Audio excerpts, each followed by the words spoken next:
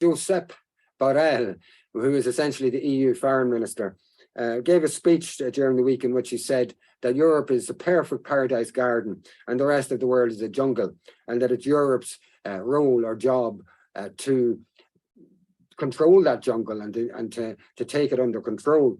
He's coming under a little bit of pressure from it. The reason I'm going to show you this speech, it's a short one, is that I want to show you what Europe actually looks like, and right now it's not looking like a paradise garden. Here's 𝗧𝗵𝗶𝘀. Europe is a garden. We have built a garden. Everything works. It's the best combination of political freedom, economic prosperity, and social cohesion that the humankind has been able to build. There's three things together. The rest of the world, and you know very well, Federica, is not exactly a garden. The rest of the world, most of the rest of the world is a jungle. And the jungle could invade the garden. And the gardeners should take care of it, should take care of the garden, but they will not protect the garden by walls, by building walls. A nice small garden surrounded by high walls in order to prevent the jungle coming in is not going to be a solution, because the jungle has a strong growth capacity and the walls will never be high enough in order to protect the garden. The gardeners have to go to the jungle. The Europeans has to be much more engaged with the rest of the world. Otherwise, the rest of the world will invade us. I think when he says engage with the rest of the world, what he actually means is control the rest of the world. There's so many things in that, isn't there, Padraig? First of all, he doesn't seem to have any idea of what life in Europe for the average European is like. So that's one omission or lack of context that he has, and lack of experience maybe.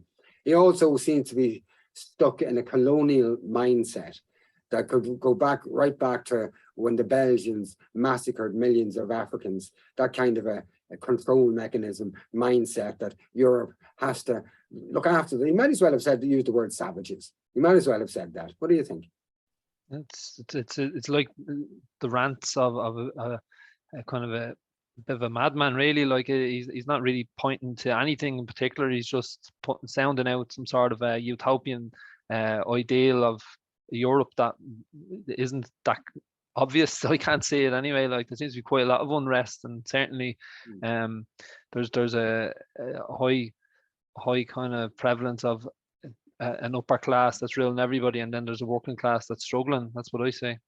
He reminded me possibly of a drunk bishop who had to give a sermon and hadn't prepared it, and he got up and he just started to waffle, and it didn't come out too well.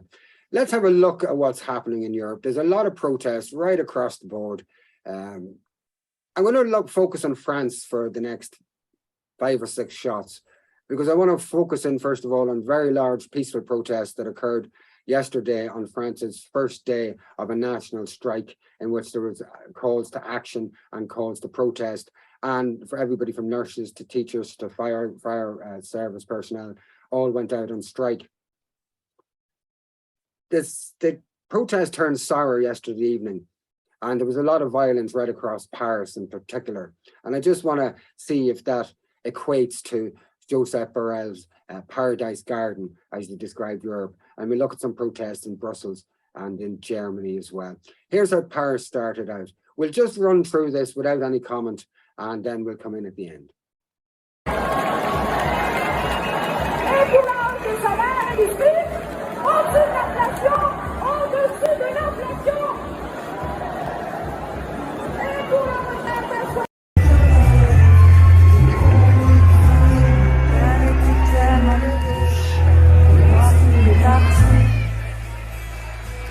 Là, je suis partie avec lui.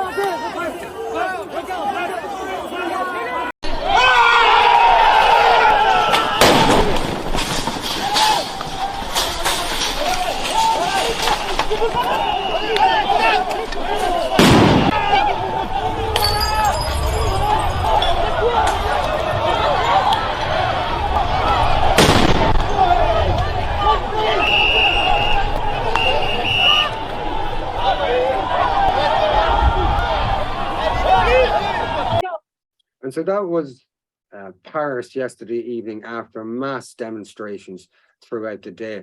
I did see other videos of groups clad in black with black masks smashing up shops and things like that. And I just wondered to myself, was that some kind of a controlled police operation to try and turn things more violent, or to excuse maybe coming down harder on people? It looked a bit odd the way they were all simultaneously dressed the same and acting in the same way. Maybe not, but it's just something that came to my mind. So I think somebody should tell Mr. Burrell that that's not the Garden of Eden, but the Garden of Eden is in Ballyjames, which is an old Irish folk song, a lovely song. We'll move on to protests in Brussels, which were a lot more peaceful, thankfully. United as one, day of justice, day of justice, day of justice, day of justice, day of justice, day of justice, day of justice, day of. That was a protest in Brussels over the weekend. Here's a protest from Germany. Danke, dass ihr alle heute hier seid und wieder Gesicht zeigt in Chemnitz.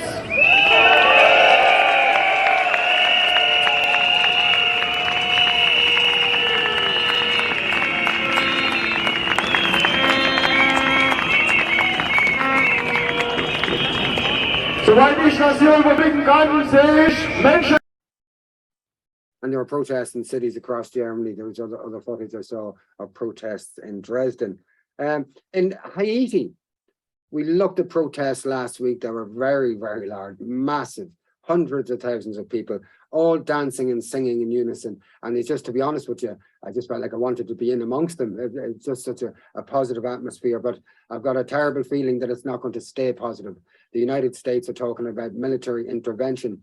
They say military intervention to control gangs, whatever that's about, is really to stop this people's movement, mass people's movement that wants to bring democracy back to Haiti. Haiti is essentially a colony of the United States and is under the thumb of the United States. Here's a video of ongoing protests, so it hasn't stopped since last week, from Haiti.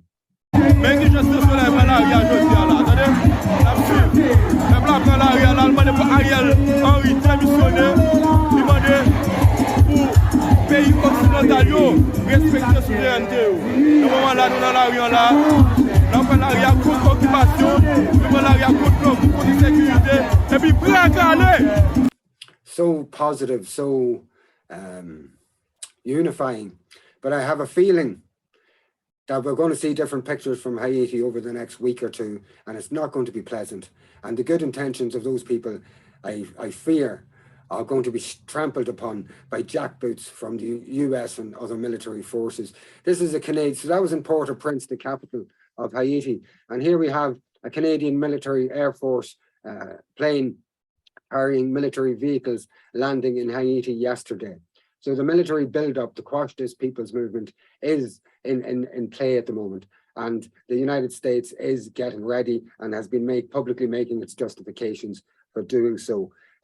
What do you think between the context of those people out dancing and singing for freedom and what the potential of what's going to happen? Well, obviously, whenever there's an organic movement of people, the aspirations originally are always good, but when it gets into it, then it starts getting carved up and misrepresented. It's like a powder keg. You don't know what way it's going to go. Yeah. We'll keep an eye on what's happening there, and although the mainstream media are not covering it, and the ones that do won't give you a proper balanced coverage, we will, because we think this is a very important story.